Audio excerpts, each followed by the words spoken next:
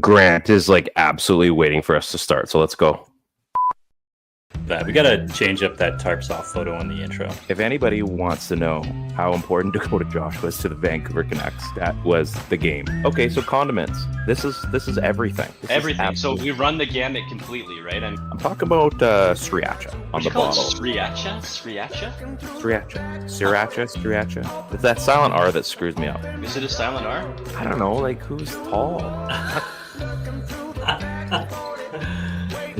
Who's tall? Chris Pronger, wasn't he tall? Chris Pronger was tall. Yeah. Welcome to the PP1 Podcast. Are you kidding me? That's what?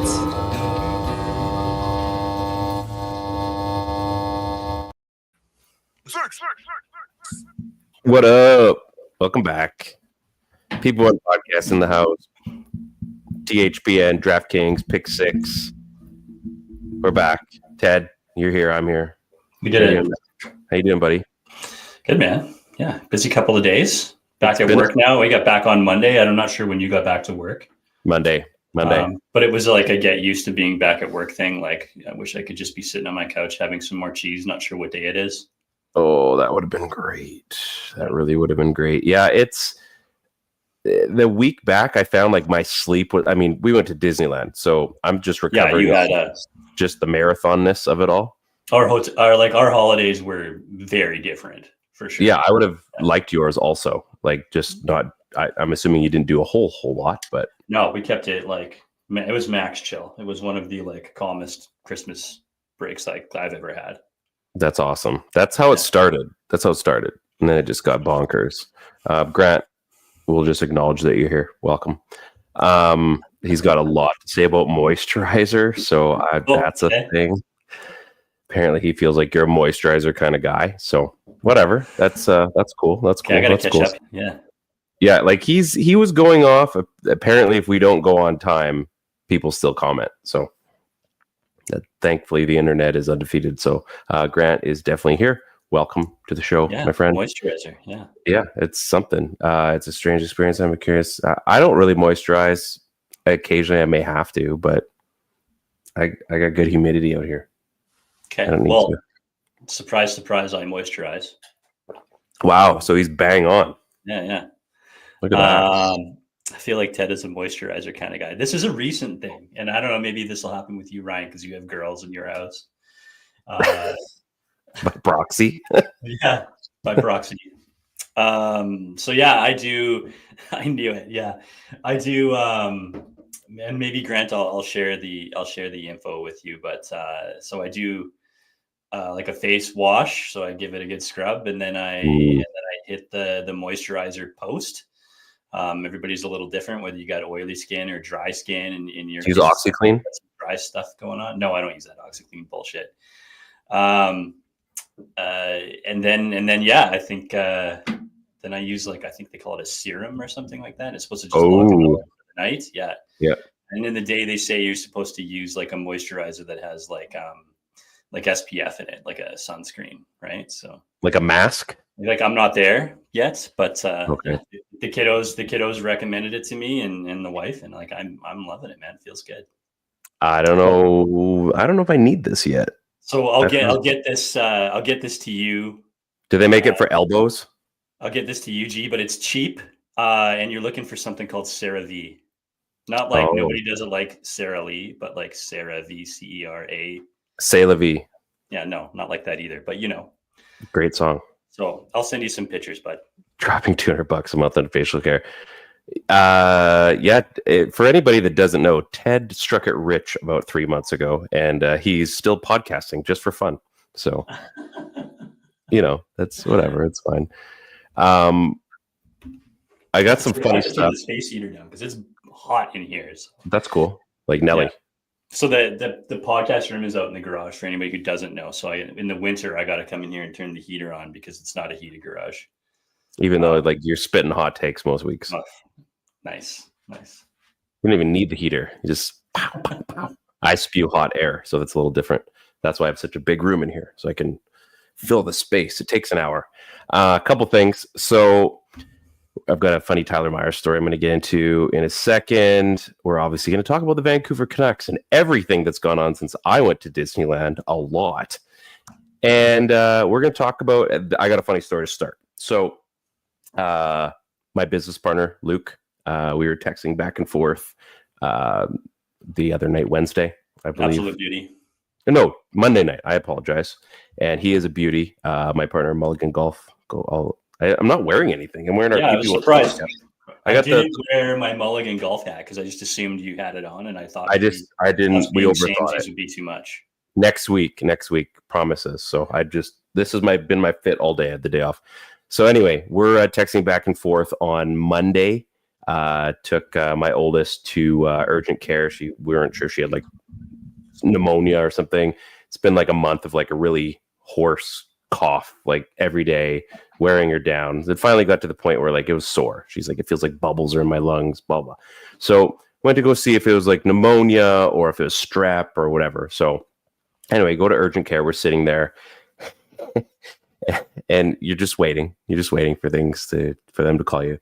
And this young girl, she's probably in her mid-20s with her boyfriend, sits down. Boyfriend's in there, who knows for what, but I was trying to listen because I'm nosy. Anyway, she sits down, and I kind of have a quick look at her, and I would like to read you my text conversation with Luke because I don't think I could retell you the story without being bang on with this thing. So you could just put it up on the. And I might have to do this. So anyway, it ended really weird. So I just see this little GIF on there, and it's interesting. So just said sitting in urgent care with Addison, probably strep. Said there's a girl here with her boyfriend. I said she looks like if Loki was a girl that just came out of design school and is kind of snarky. So she has like dark hair with like the what would you call it, like electric green kind of bangs, if you will. Like you need to put that exact comment into like chat, create like a GPT creator, like an AI visual, and find out if I should do that and find out if it's right.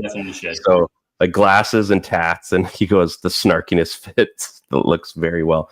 So I said he was like Loki cosplay enthusiast. So we're going back. We're going back like, excuse me, miss, it's not my place to say this, but so we're back and forth about just this most random stuff. And it was just like, how accurate am I if I were to say like, are you doing like Loki cosplay? Like on a scale of 1 to 10, how close am I? And so it's probably like a 7.8. So we're going back and forth. Anyway, she's sitting like right across from me. And I'm trying not to just burst out laughing with something she'd have no idea. So anyway, thankfully, daughter's getting better. Long story short, she's got a puffer. Lungs are feeling a lot better. But yeah, I'm going to type this in because it was pretty funny. Like she's just sitting there. Her boyfriend's clearly got something going on. Probably not good. Could be. I'm not even going to ask, but who knows? Loki cosplay casualty. Yeah, like maybe like is her dog's name Thor or something? Like we were going off the rails with the conversation. It got interesting. So it was pretty funny. I'm gonna put this in and see what comes up. Maybe I could post that on the podcast, X, Twitter, whatever, after we're done. So I was gonna tell you this story before we started the show. This is a different story. Went to our good buddy Kyle's place this morning, drop off a few Mulligan hats. And I don't get to see him too often, but we always seem to have an interesting conversation every time I go by his shop. And we were talking about, pardon me? My old shop? No, like his house. Oh, okay. Yeah. So, well, he was working from home today. And so anyway, we were chatting and somehow it got onto the topic of Tyler Myers. I think we were talking about just the Canucks' current state and whatever. And saying how he was slow. And so we're back and forth. And so he goes, have you ever seen that guy golf? I'm like, no, I've like played baseball against him. That's about it. And he goes, he's a really slow golfer. I'm like, okay. So he was on the course behind with his buddy. I think this is like last year before, and out in Kelowna here. And I guess Myers is ahead of him, just taking forever. And he's like, man, like this guy's so slow. So he's like, screw it. Tees up and he goes, time to clear some cap space. I did hear that one. I did. Now that you've told the story, And I'm standing there like I'm laughing because it's such a bang on thing to say. So he didn't hit him. I think it was Karen that told me that story. We could, yeah. I think. Anyway, so classic Kyle. It's one of the beauties. So yeah, time to clear up some cap space. I'm like, well, that'd be one way to do it. So anyway, we'll tie into our Canucks. So I go on holidays. You stay in Canada. I leave Canada, and Quinn Hughes gets hurt. Thatcher Demko goes down, and Elias Pettersson is also hurt. Mm-hmm. That's and basically Dakota Joshua. Apology. I think that happened after I got back. Okay. So that sucks. Now we'll get into Filip Hronek in a second, which is good news. But I'm thinking like, okay. And I text you. I'm like, so I leave the country, and these three guys get hurt. Moral of the story: I can no longer leave the country during hockey season. Things haven't been great for the Canucks. I think it's safe to say. We've got a lot to talk about on the other stuff, but injury-wise, this has not been a good year for our boys in blue. Just if it can go wrong, it's gone wrong. Yeah, like last year, I think I don't really recall a season that we had such good luck with injuries. Maybe the Cup run. Probably, yeah. Even then, that started. And even then, there was some cap gymnastics that they had to take care of. Sammy Salo going down comes to mind. Mm-hmm. And then magically being in perfect condition to play once we needed another defenseman. So that was pretty lucky as well. But a phenomenal year in terms of health last year. Everybody working at like near max capacity, even or playing at max capacity at some point during the season. Elias Pettersson comes to mind, obviously how good he was at the start of the year, right? But these guys were all good, or if they were hurt, they were still be able to play and contribute. And I think it's a West Coast thing. I think it's part of playing in Vancouver. You expect injuries to be rampant. You're only just hoping for enough health. To squeak into the playoffs. And I have a couple of thoughts on this after the fact, but this team is so beat up and so treading water with just not only injuries, but injuries to elite core pieces. Yeah. Elite for this roster, right? Would be elite on this roster, right? Like how important these guys, obviously Miller losing time. Thank goodness for Kevin Lankinen. Oh yeah. I'm not sure where the squad would be. So my hope, obviously, and I've talked about this a couple of times, and I'll just spit it out right now then, is that we spent the first half of last season working at peak of their powers, playing, the maximum ability that they were able to be playing at, only to lose it kind of post All-Star break, right? There was PD falls off, Miller starts to slow down a little bit. Demko gets hurt. Hronek didn't have, after starting the season near point per game, he was on pace for 75 points at some point during the season last year, and then finished off with barely anything in the last half of the game or last half of the season. And then I don't even remember when the last goal happened. I know he had one in the playoffs. But all these guys sort of just falling off. Ian Cole starting to get exposed towards the end of the season. So what I'm hoping is that this team does it the opposite way this time around, almost sort of like what Nashville did last year. I know that they bid it versus Vancouver and didn't win, but really come together as a team towards the end of the season. Everybody starts to get healthy. They get a few weeks or a month or so to get back in the groove together, and then really find their game and squeak into the playoffs, really running and riding on a high, right?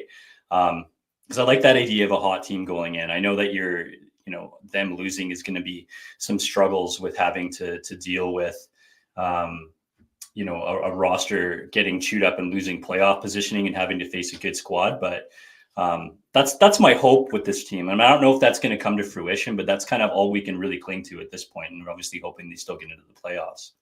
Calvin has a good question here. Friend of the show, teammate on the Bat Sniffers. Yes. Captain Quinn says, sorry, he's covering almost our entire screen with his comment, but that's okay. Captain Quinn says he thinks the Canucks haven't been fully healthy since the start of the season. Do you think that's something the team leans on as an excuse too much down the stretch? What happens if once the team is back to being relatively healthy, they still falter? Well, that's a good point. So, I mean, I think to kind of go with what Ted was saying, if they do get healthy enough where, and I mean, we're going to get into some of the other things that are going on too. If they do get healthy, I mean, it's not the same team as it was last year, and they don't have. You're assuming there's going to be some new pieces coming, whether it's to bolster this team to try to make a run, or are they actually going to make the inevitable trade of either Pettersson or Miller? There's going to be some things that happen there that I think will dictate what we should expect from this team. But yeah, I think if they falter, I don't think sports teams use excuses like the health thing. Like, it definitely factors in, I think. I mean, I think like you have to be honest with yourself. Like, you can't be a premium team and have injuries, especially at your top, like you said, Ted, your elite positions. Like, it's inevitable. Like, we've talked about this for years. They elevate all the guys below to playing positions that they're not used to playing, in minutes that they're not used to playing, in roles they're not used to taking on.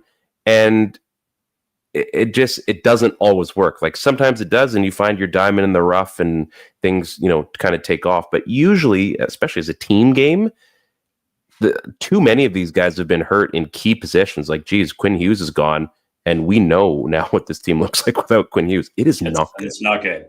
Like, bad. Yeah, and I think there's a lot to say about guys sort of playing over capacity or out of position, right? I mean, position like being utilized not how they should be. Tyler Myers comes on. We're talking about Tyler Myers at the top of the show, right? Like, Tyler Myers playing at the capacity that we need him playing at, 20 minutes a game, second pairing minutes, sometimes third pairing minutes if you're in a perfect world. He's excellent. He's exactly what you need him to be, right? Tyler Myers playing first pair minutes because he's your first pair guy and having to log 23, 24 minutes a night. He can do it periodically and he does a good job of it, but you can't be that guy all the time. It was like Alex Edler when he was sort of overexposed towards the end of the season. It isn't what he is. He can't be playing in that spot, right?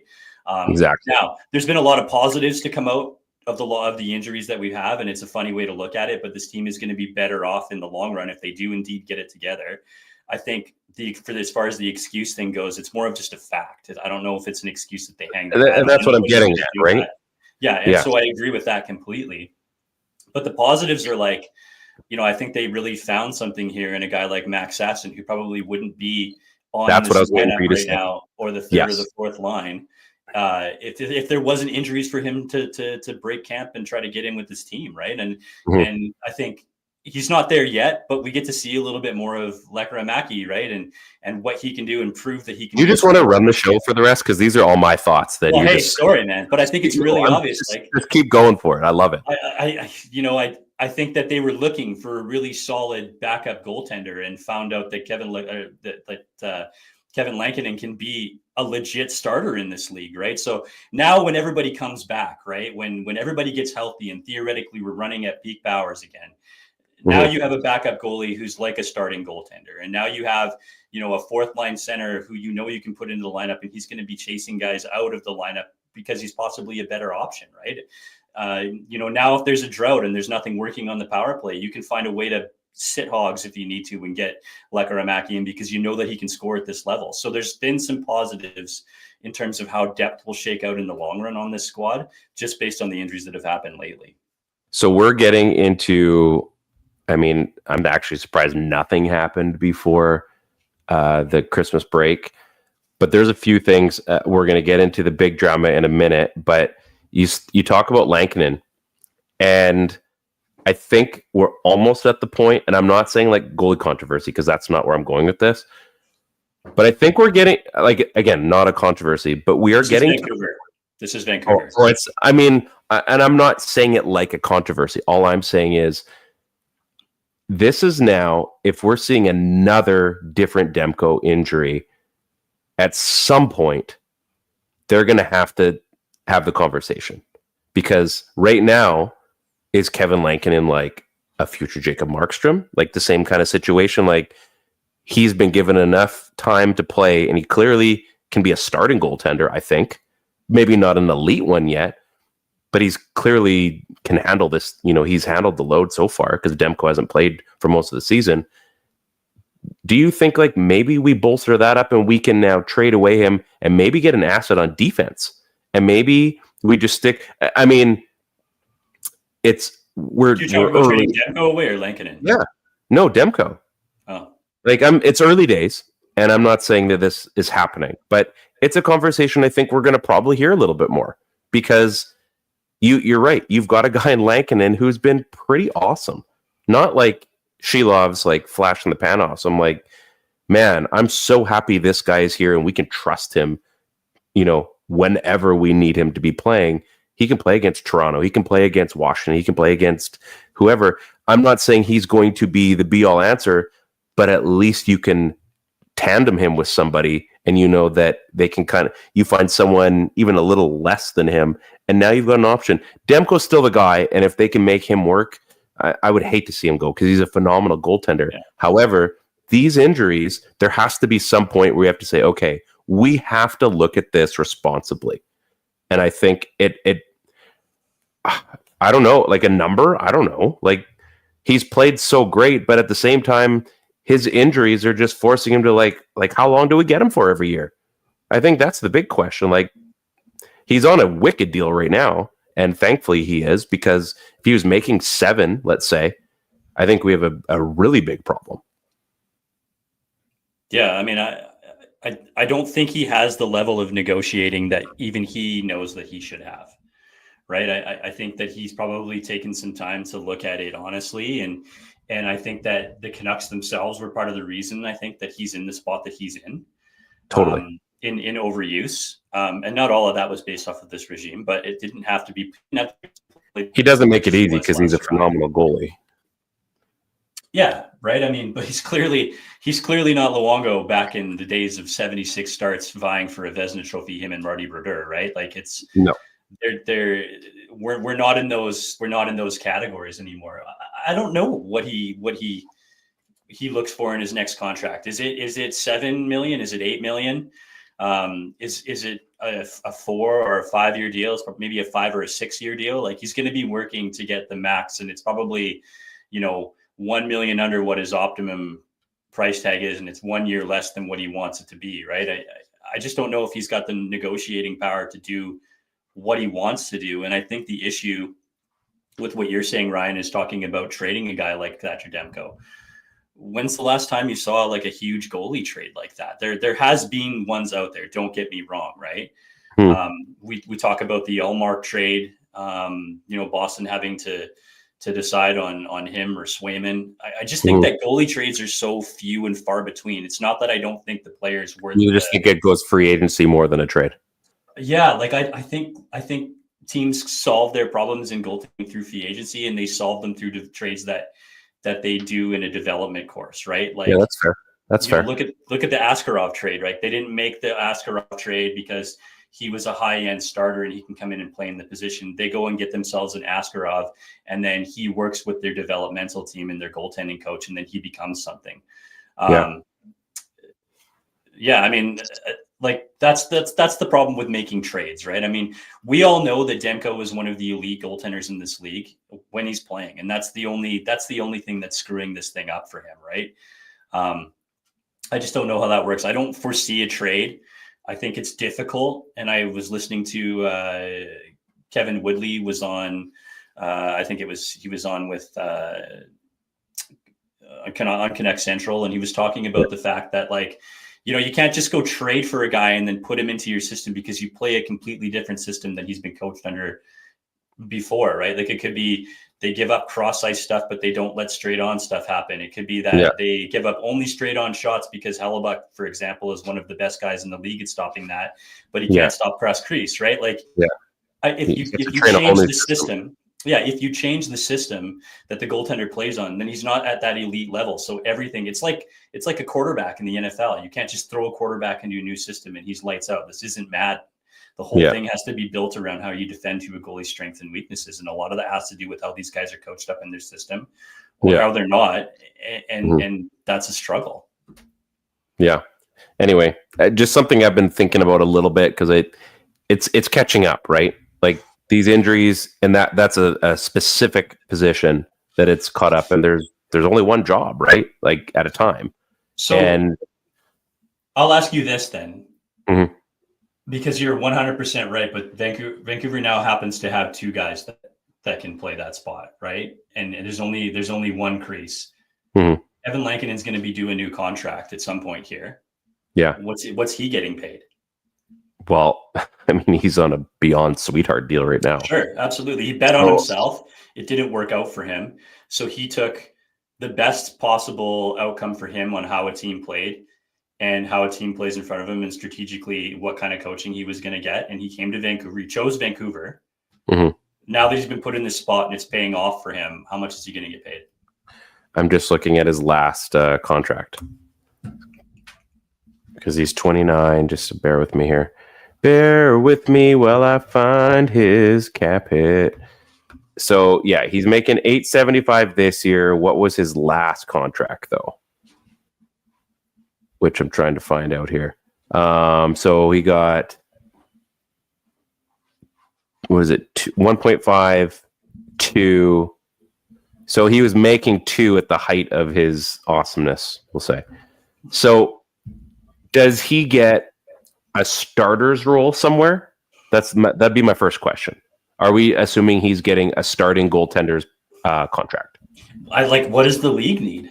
Like it could be that he's a shared starter with another weaker starter. So I would say he's probably earned himself 3.5 to 4 if he's in some kind of a decent tandem. If he continues this pace, you're saying he's probably he's probably leaned on as more of the 1A, I would say. Now, if he's a starter, and I mean, if there's a team that wants to pay, then I could see him getting like what Demko's making right now, only because then it becomes the starter's role and he's getting a starter's contract.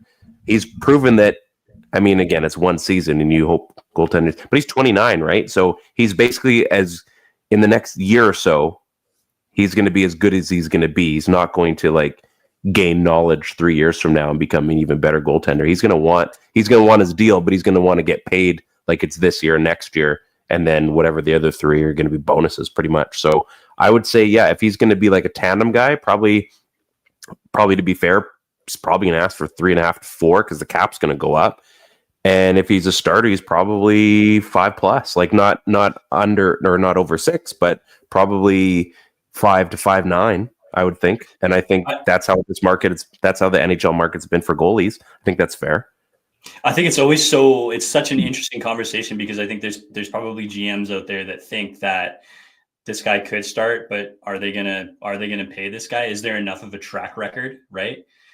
So you have a healthy guy who's shown that he can play at this level, but he's only done it for one season. He's had some other good seasons, but he hasn't had a season where he's really had to sort of be the guy for the most part, right? Yeah. So it's like, I don't know the track record, but everything else looks good. I can get a starter at what really, if he's your starter goaltender, is a discounted price at that cost, right? Or it's double of the most he's ever made. So $4 million, you're laughing. It's a good price for a starter. It's a discounted cost for a starter, right? One who doesn't have a track record. Or if you're one of those teams, do you go the route of trying to pick yourself up? Like now you have the Canucks that are like going to be negotiating with a Demko. Who has proven above and beyond that he's one of the elite goaltenders in the world. Oh, and no one's going to debate that. Like when he's on the ice, absolutely.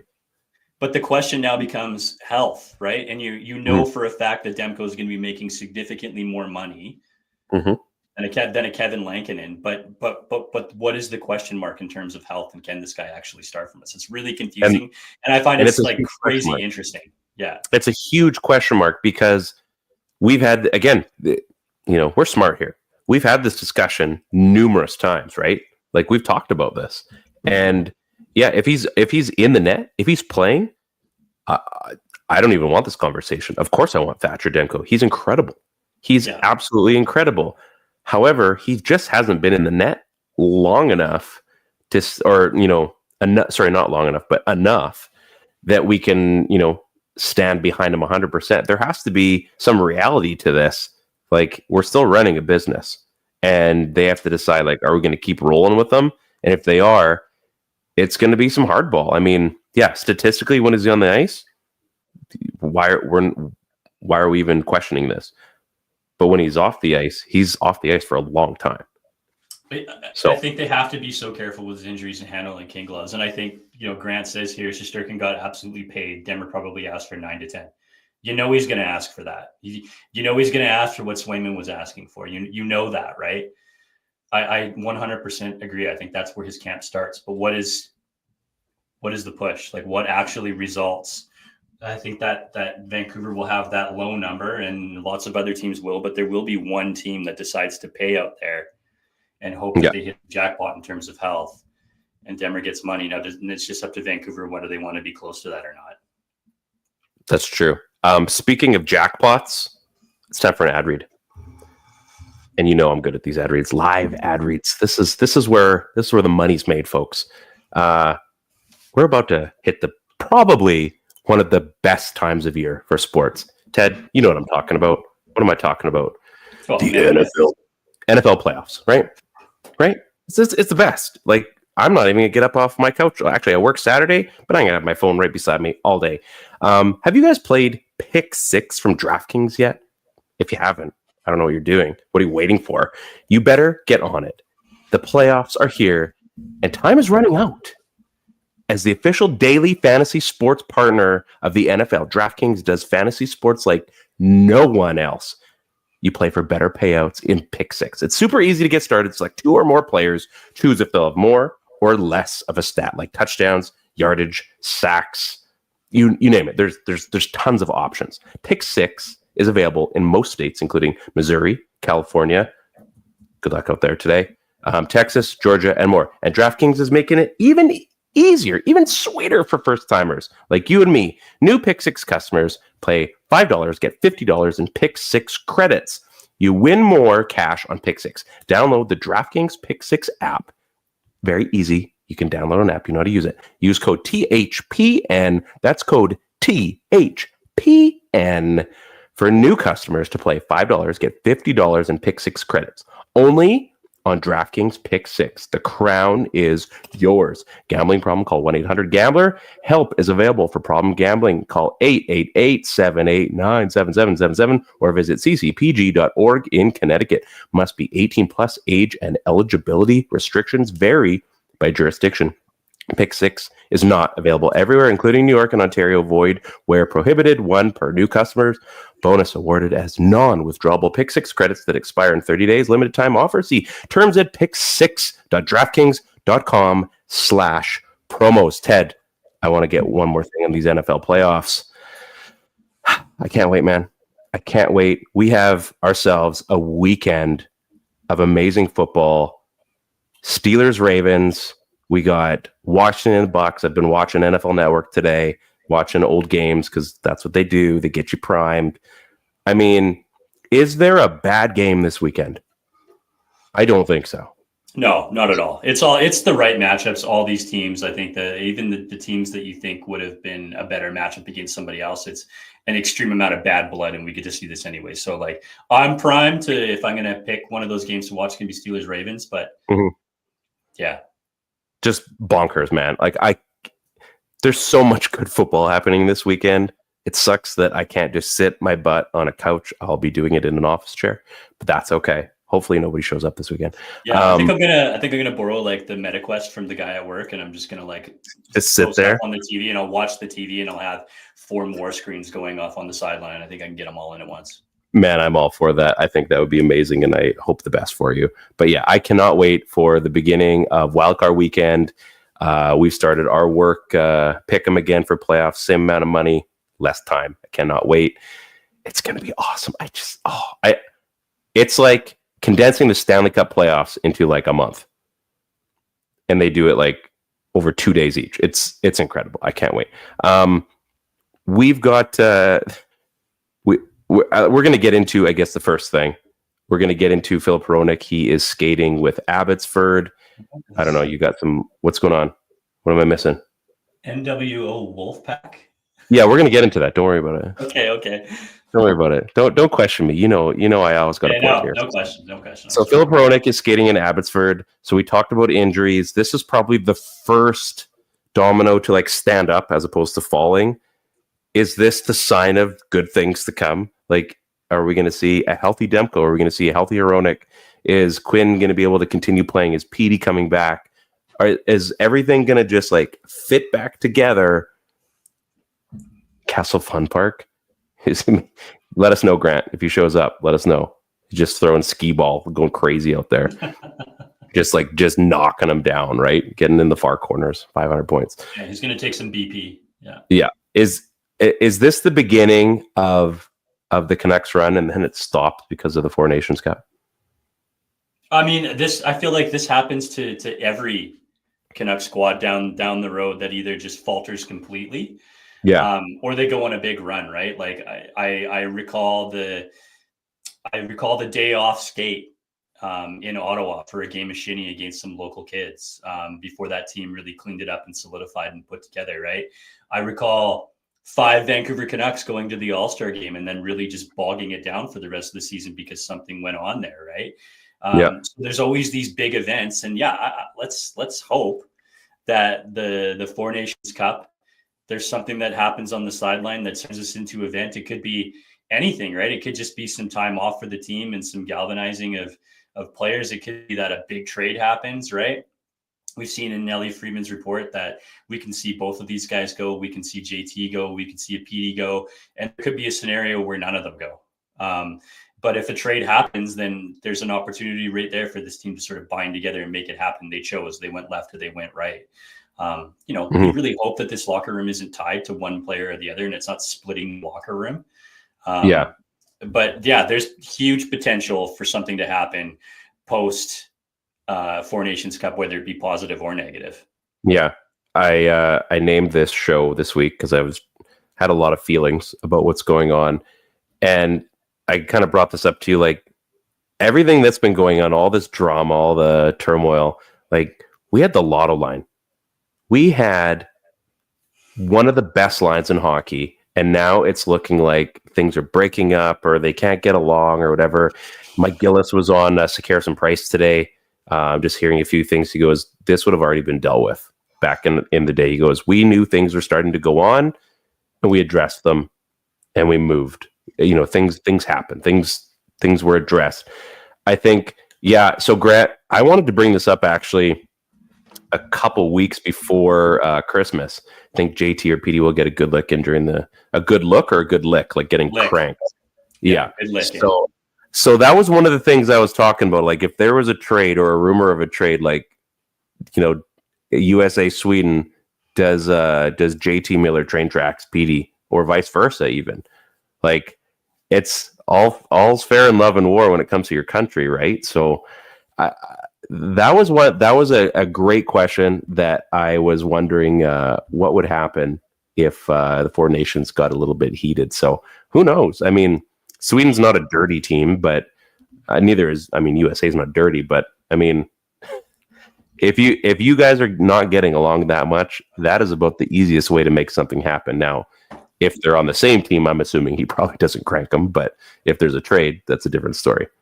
Look, I remember vividly watching games and thinking about Ryan Kessler standing in front of the net in front of Roberto Luongo or matching up against Henrik Sedin in a one-on-one as a defensive matchup, right? Like they weren't the guys on that team, Daniel and Henrik, right?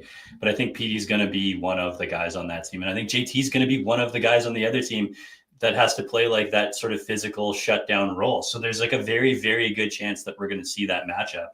And like, I know there's been lots of guys talking about the fact that like Miller is just going to absolutely trolley track an Elias Pettersson, but I don't know, man. Like, I just don't think that PD is just this pushover and this little whipping boy kid. I think he can dish it out as good as he gets it sometimes.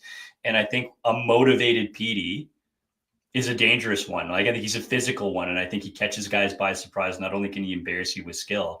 So I would be careful. I mean, there's a good chance that it happens, obviously, but if PD gets up for this game and he turns it up like we want him to turn it up on the regular, and he hasn't done, I mean, I think JT is going to have a lot to do with being the result of that. So I know more than anything, I'm looking to seeing two of my favorite Canucks square off against each other, knowing that there's a bit of bad blood there because it's hard to find emotion in some of these games. And for sure it's going to be there for that one. So it's, everybody's been saying Team PD, Team Miller, like Edward and what's the other one? Jacob. Yeah. Twilight stuff. So I kind of thought like, it's like NWO and the Wolfpack, right? Two different factions. So you know, there's a line drawn in the sand. Like, are you for life, or are you the wolf pack? I wonder, like, are things separating? Like, you know, who's going with who? Like, who's siding with who here? Or is it just the two of them and they got to figure their stuff? Is it just like in the sandbox, it's just the two guys? Or is there a riff? Like, is there a riff in this team a little bit maybe? Or that's is it what just I was talking about earlier? Yeah, that's what I was saying. Like, who knows if this thing's split down the middle of the dressing room? Like, I remember when Mayfield left the Browns, there was some of that team that was pro Myles Garrett, and there was some of that team that was pro Baker, right? And I don't know. I'm just hoping that these guys can be professional, and whoever turns out to be the leader on the squad is the leader. But man, there could be more follow-up past this one. Who knows? Well, I think that's kind of, Grant, you were kind of bringing that up as well, but a little bit earlier there, like, I hope this gets figured out, whatever it looks like, whether it's a trade or nothing. But I think this needs to get settled, because when it gets to the point where it's getting like this petty bickering back and forth, and again, we don't know what's actually going on. Like, we don't know how deep this is, or if the media has, like, the national media anyway, and well, not national, but everybody, like, if this is actually as big of an issue and we're just talking about it so it sounds like it's bigger, or if it's actually like, listen, these guys don't get along, it is what it is, they're going to play it out. But I mean, you see when one guy's injured, how the other guy's been doing, and when the other guy's been injured, because it's happened this year, or when Miller was gone, how PD played, and when PD was gone, how Miller's played. Like, there's something there, but I mean, is it different when it's at that level? Like, is it still not like we're going for the Stanley Cup? Is it still not that, or is it still like you have a coworker that you really don't like? I think that if they were winning, then it would be less of a problem. But this team isn't winning right now, so everything sort of festers and multiplies, right? Yeah. I almost liken it to, like, I feel like, just based on what we know, and I'm trying to, like, draw some sort of comparisons, because that's just the way my brain works, right? Right. Like, yeah. Like, you know, when you have a real sort of, like, raw motivator coach, right? The Sutters of the world, right? Not raw, but the guys like the grumpy face will just constantly give you shit. But if you listen to me and you do the things that I'm telling you to do, you're going to be better. You're going to be a better player. We're going to be a better team, right? And that works. That works. That wins you championships. That wins you playoff series and rounds, and has you better seasons and gets you working better as a team. But that only works for so long, right? That message gets tired. I think it gets old, right? People get sick of it. And I think JT has that bit of an effect to a point, right? You think if you could see JT as a coach, you would know what kind of coach that he would be, right? At least you feel like he wouldn't be necessarily an X's and O's guy. He would be a motivator, and he would be a hard coach to have, right? And those guys win championships. And I think that JT, from what we know about everything else, is that he's been hard on PD, and he's been hard on PD in those developmental years. And a young guy, he spent time in the system, and then he's slowly grown into a guy that turned into a 100-point player. And at some point, it's like this whole, I'm the teacher, you're the student. But at some point, the student becomes as good or as important as the teacher does. And now guys are on even playing grounds. And now it's almost like sort of two lions, whether one's passive or not. But that message gets old and it gets stale, and I think you can only deal with it so long. I feel like that's kind of what's happened in this situation, and I think there's players that adapt to that as well. And JT's been known as being a hard guy on every team he's ever been on, right? I mean, I can't see. I think that's what we love about him, and I think that thing that we love about him is just what causes the staleness, and I think that happens naturally over time, just like what Grant's saying here in the chat, right? Like, I think it just happens, and it happens based over years and years of the same message being delivered, and then one person's thought and mindset changing on how they want to be receiving that message. So, like, do you think it's PD finally, or not finally, but do you think it's PD stepping up to the mic now? Like, with based on what you're saying there, like, do you think that message finally, like, listen, man, like, I'm my own guy now. Like, I've seen my dues, I've had my bumps. Now I'm here, and like, I don't want to kind of take the not the criticism, but I don't want to take the coaching side of you anymore. Yeah, like I think he's probably had a bit of dialogue with JT, and this is all speculation. We don't Oh, absolutely. Yeah. right? But I think he's had that dialogue with JT in not so many words, just be like, I've had enough. I've had enough of you. Seriously. Mhm. Like I'm not message not received anymore, right? Like I think that's happened to a certain extent. And that sort of fuels these kind of relationships, right? And when the team is playing bad, that's fine if we're winning. But PD hasn't been good for a while. And No. JT isn't good right now, or he's been better, right? But not the JT that we know and expect, all of this from, right? And I know that he's got other stuff going on, so don't take this the wrong way. Yeah. But I think once you start losing, then it's not one player's right, one player's wrong. You're both doing something wrong and it's not working. And I think probably in not so many words or in a much subtler way, there's probably, the writings on the wall that either PD or JT has let it be known that it's either him or it's me. I think it probably is that. So Boston, I guess, entered the conversation. It sounds like today that they were interested in both. I mean, I'm sure I was going to say every team is interested. Utah is probably saying like, how do we get involved in this? Of course, everybody's involved in asking. Columbus came up. Probably, yeah. Yeah, Adam Fantilli plus. So I guess at the end of the day, like for you, and we'll just, try to end our speculation corner, but let's say something happens. Who do you think goes? Who do you think is the guy traded out? Or is it both? Because that's a big change if it's both. That's a big change. Look, I love JT. I love what JT brings. And I think if I'm any team in the league that's anywhere close to sniffing about making noise in the playoffs, JT's the guy I want on my squad. Period. End of story. Yeah. I don't think that's Vancouver this year. So I don't know if JT's the guy you want on your squad to sort of be the last piece. The problem with keeping JT is that he can't be your best forward and you win a championship.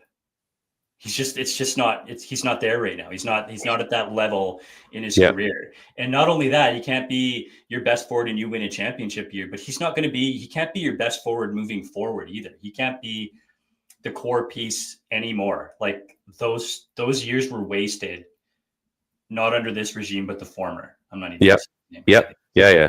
Right. So like, and it's too bad that's the way that it has to go. So you have, in my opinion, if you're going to keep somebody, you got to keep PD, who's the younger player, who's locked in, and try to make something of it and try to fix whatever the problem is. And if the problem is that it's JT and it gets fixed, then great. And if not, there's been talk of both these guys been getting moved. And if that happens, that happens. Like this regime will make moves. And I know Gillis was talking about like, oh, I would have solved it already. Rutherford's been one of the most active GMs of like all time.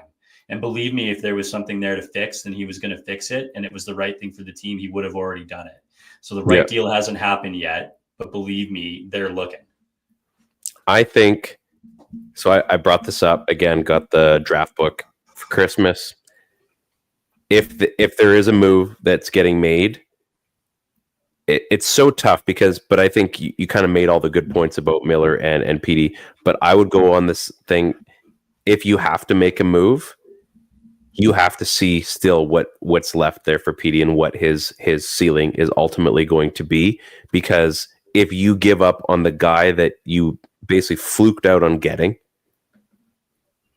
it's almost like this organization, like it's like the next chapter of things we've done wrong. Yeah. The collective they can, I guess if you had to say it, they can move on from Miller. Mm-hmm. You can't move on from Pettersson. You can't. You like if it happened, you're going to have to, but you can't move on from that. You know what I mean? You're just going to be filled with regret. You have to look at what he's done to this point in his career and the amount of games that he's played with so little with so little help on the overall grand scheme of things. And you can look at the last couple of seasons or last half of the season and up until now and deep dive into what the main factor is of why that loss in production has happened.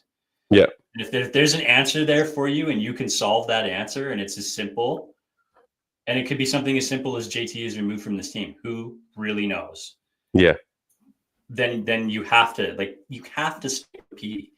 Like I love JT. Don't get me wrong. Yeah. But we're having the conversation. If you're comparing their X factors and what happens when they get pissed and that X factor is unearthed, you can't even compare the two. One of them is elite, and one of them is a star. Yeah, that's it. Yeah, they're both there.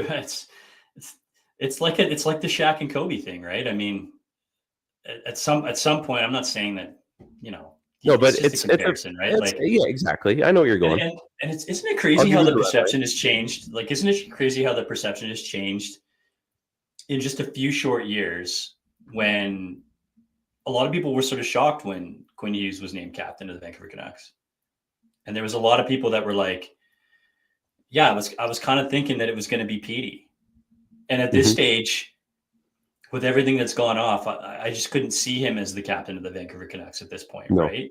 Just because of how much it's happened. And I remember, when Vancouver was looking for a captain and it was post Luongo captaincy. And everybody thought that it was going to be Ryan Kessler, or if not everybody, there was a large percentage of people that thought that was how it's going to go, because he was this gritty, tough leader. He reminds me so much of JT Miller in a lot of ways. Yeah. Yep.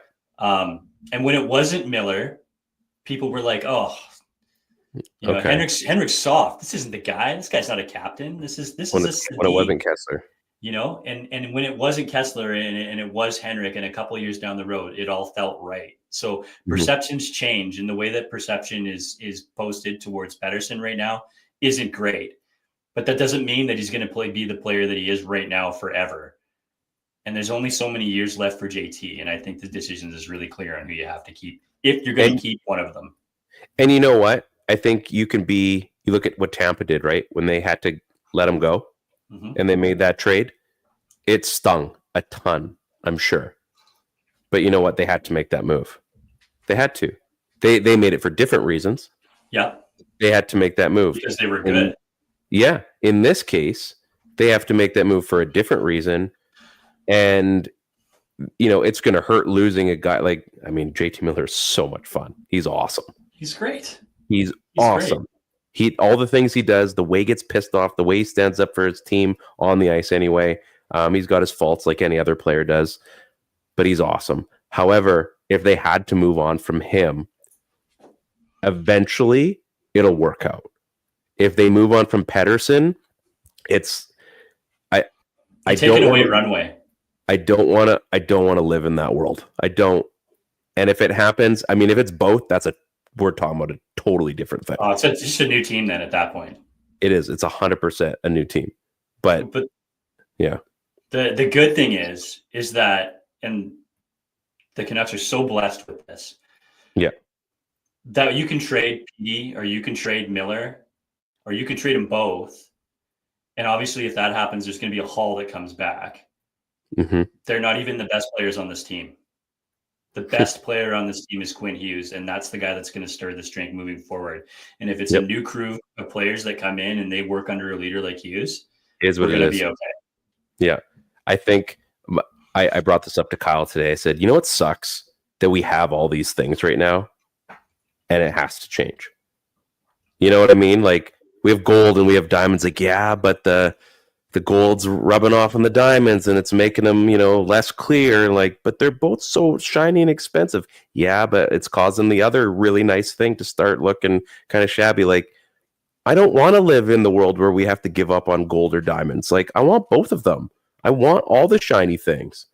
But we're not, it's looking like that's not going to happen. And it sucks. Like, that sucks. Plain and simple. Like, it sucks for Canucks Nation because we have all these awesome things, and now we're talking like we have to get rid of one of them. Yeah. Because we're being forced to.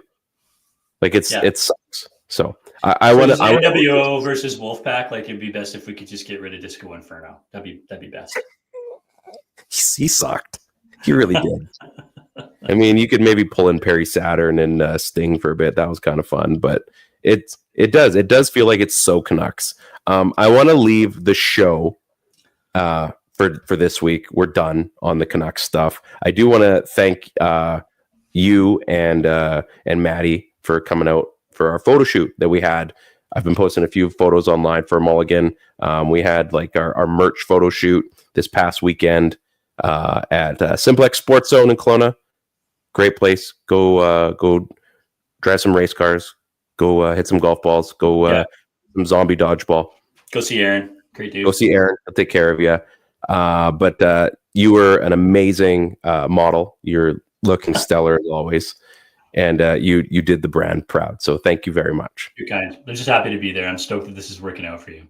Man, it was so much fun. Like, I don't know why Luke holds a beer can so like whistly, if you will, but he does. So we're gonna have to get him a better grasp, some moisturize. Yeah.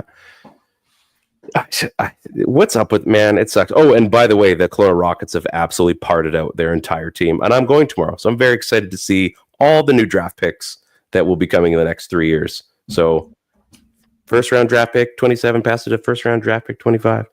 It's going to be a new world in Kelowna, and we have the Mem Cup next year, so I'm a little worried. But yeah, I don't know how they're gonna have to build a roster in a hurry. The thing is, I think they can build a rental team for next year. I think they could go big. I think so. I'm excited.